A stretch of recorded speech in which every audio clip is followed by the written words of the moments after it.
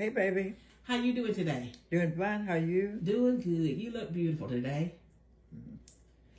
Thank you. Okay. Listen. How old are you? 102 years old, and the last of March I will be 103. That's right. You'll be 103. Right. All right. Okay. Well, you look real pretty today. Thank you. Okay, good. You've been busy today, haven't you? Been busy. What did you do today? I put up apple butter. Apple butter. Apple butter. All right. And you did all of this by yourself, right? That's right. Peel the apples and cut them up and cook them. Put them in a jar. I've done all of that. By yourself. By myself. Yeah. Well, I'm glad that you took some time out so that we could talk about something tonight for the people to share with them. And tonight we're going to talk about something that I find very interesting. And that is about you having your children at home. Mm-hmm. All right? Mm-hmm. Now, how many children did you have, first of all? 12. 12 children, right? Mm-hmm. Okay. Now, how many did you have at home?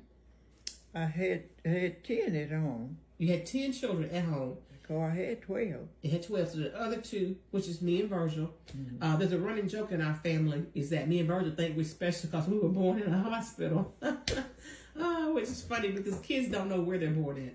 But anyway, I want to talk about that tonight. What that must have been like, especially to have your children at home. So, okay, back then, because you didn't have access to, say, hospitals or whatever. We had midwives going around doing that at that time of, midwife. A midwife. Mm-hmm. Okay, so a midwife was a lady that would show up, would come out and help you birth that baby, right? Right. Okay, all right. Okay, so let's get into that a little bit more. All right, so you had 10 children and you had them at home. Mm-hmm. First of all, I just want to say, listen, I thank God because if that would have been me after that first child, there wouldn't have been no more having children at home. Because now, when the midwife came, I'm sure giving birth is no different, say, than today as far as pain-wise. Was there anything that she gave you for the pain? They didn't give you anything for the pain? Okay, all right. Okay, so they didn't give you anything for the pain. And I know before, we were talking about this a little bit before we started filming, is that you said that they would have sometimes like a rope or something for you to pull. And some of them did, but we didn't. Mm-hmm. We just had, They just told you how to push. Push, you. Mm-hmm. When the pain hits you, you push. Okay, when the pain hits you. Push hard, Was that on your leg like that? Push down on your legs. Mm-hmm. Was that scary giving birth at home? Not having a doctor around? No, it wasn't. It was no scare. Because that was just normal, right? It was just normal. Yeah, because at that time, they didn't. The people wasn't able to go to the doctor, and all of them most had their children at home. Mm-hmm. And they called for the midwife. The midwife, go get the midwife, and she come. Mm-hmm. Mm-hmm. Yeah. And then also, now I remember them talking about that once you had a child, how long did you have to stay in? And let's talk about that. How long did you have to stay in bed? Let's do that. We stayed in the bed about 3 days. About 3 days you stayed in the bed until you could go to the bathroom? Mm-hmm. Okay. And then after that, were you allowed to go out? We can walk around in the house and do around everything, but they didn't let us go out in public because someone said you wasn't clean then. Mm-hmm. Wasn't exactly clean, you were on and everything, and had your pants and all that stuff on. I think that's so interesting because is that they didn't think you were clean, and I also think maybe too, without the a lot of modern medicine that we have now, taking your child out among a lot of people might have been a risk too, Yeah, they said don't take the children out because they're not clean then. Yeah, and then like I said, and then say somebody was sick, like for example now, like I'm trying to get over this cold. If you carried your child out and you came in contact with somebody who had a cold or a flu, the baby could get sick, and then you could lose that child, especially not having access to the types of medicine and medical care that we have now, right? So it's really a miracle. So all of your children were born. You had no stillbirths and none of that, right? Yeah, that's a miracle. Now, we were talking about. You were telling me something about Ernestine. Ernestine is your oldest child, right? Right. Okay. Now, tell the people what you were saying about clothing as far as for Ernestine. What happened? What a thing! I didn't have to buy no clothes for, because when you go have children, you prepare, because you go to the store and buy up your diapers and buy up all this material thing. Yeah, you do that now, but back then you had cloth. Well, we couldn't go to the hospital because you had to pay money and everything, but we used the midwife at the home. That was all everywhere. Right, and I remember that back then they didn't have Pampers. You had cloth diapers, and you had. Right. I remember these big sheet up and fix something like that. If you have sheets and things, you make diapers out of that. And they had these big safety pins. I remember that you had the baby had like cloth diapers, and then they would have big safety pins, and like the tip of them would be pink or blue, whatever.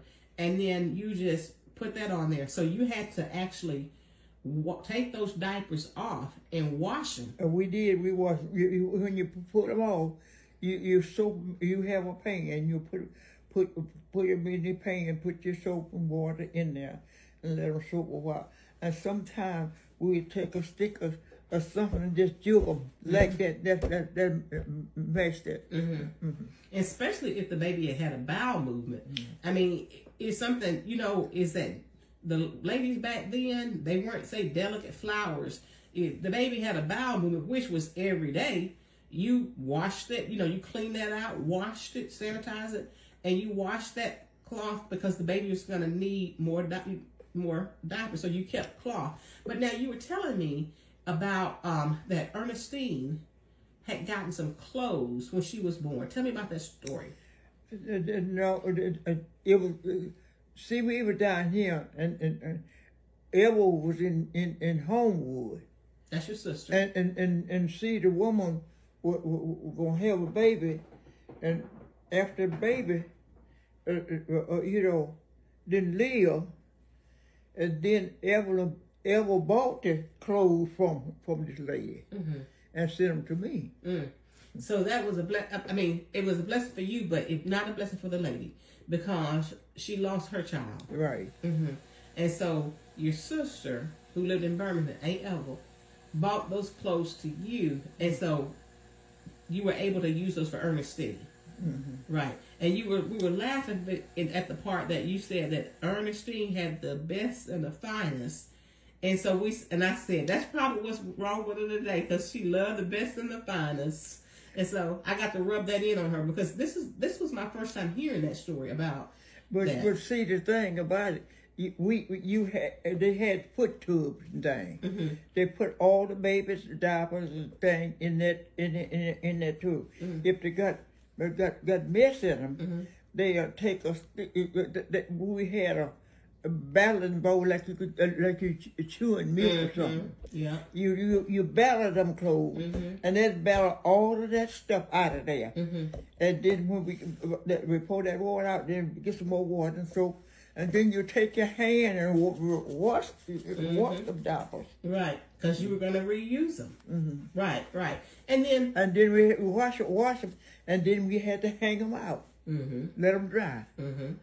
Because we had clotheslines back then, and even before my time we had clotheslines. They had them when I came along too. And we're going to be talking about that in another session about washing and hanging on the clothesline. And another thing too, for some of the new mothers, you're thinking, oh my God, the thought of having to wash a poopy diaper. The reason that wasn't foreign to us is because at that time we didn't even have indoor plumbing. Most people didn't.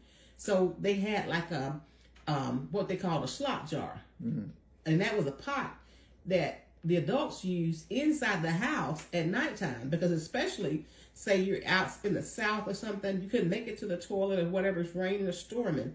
So you would use it like a chamber pot and then take it out in the daytime. So that's something you were familiar with. It was just a part of life, you know, what you did for your babies, you know, or whatever to get them here. But like I said, I find that remarkable, Mama, that you had 12 children, 10 at home with a midwife, and that you had those 10 without any type of pain medication, you know, and everything. So, I mean, I just salute you, women of your generation, you know, what you went through, you know, to make sure your children got here. And then after you had those children, still a lot of work, you know, to wash those cloth diapers to make sure that the baby, you know, had a fresh diaper to put on. That was way before Pampers and everything.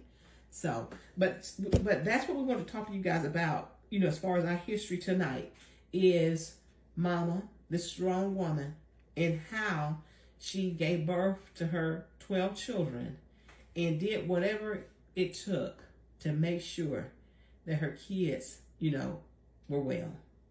Mama, anything else you want to add tonight? No, yes. Okay. Well, guys, we're going to ask that you like this video, that you comment on this video, and that you share this video. And we will be back tomorrow with another interesting topic, basically of how we made it over. Right, Mama? Yeah. Well, we say bye-bye.